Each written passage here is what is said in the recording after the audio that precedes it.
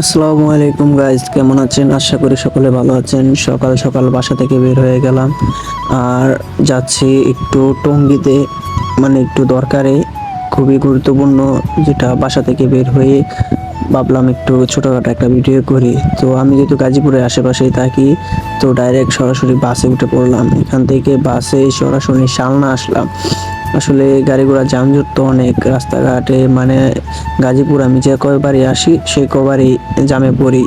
তো সামনে আসছি শালনা পের হওয়ার পর, মানে রাস্তাঘাটের অবস্থা এরকম ভয়াবহ যে বলার বাইরে। তো দেখেন, এই যে জামের কথা বলতে বলতে সামনে জাম চলে আসলো। আর আমি গাজীপুর এই নিয়ে যে কয়বার আসলাম, মানে এমন কোনো দিন বাদ নেই যে আমি গাজীপুর চৌরাস্তায় এসে জামে না পড়লাম। মানে নিজেকে একদম অসহায় মনে হচ্ছিল, এরকমই জ্যাম, আস্তে আস্তে জ্যাম ছুটছে আর সামনে যাচ্ছি, কি করব।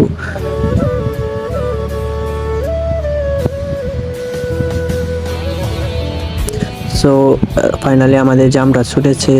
এখন সামনে, মানে গাজীপুরের সামনে একটা ফ্লাইওভার আছে না, ওইটার উপরে উঠলাম।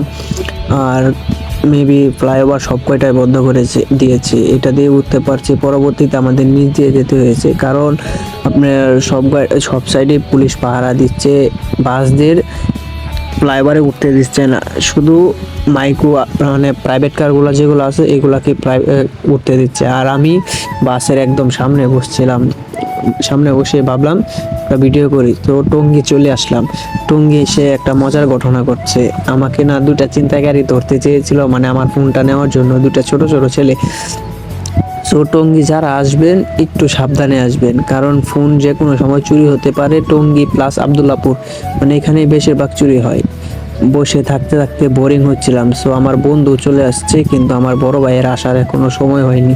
আর এই যে আমার সামনে যে ওনার সাথে দেখা হলো, উনি এইমাত্র আসছে, আসার পর সামনে যাচ্ছে চা খাওয়ার জন্য।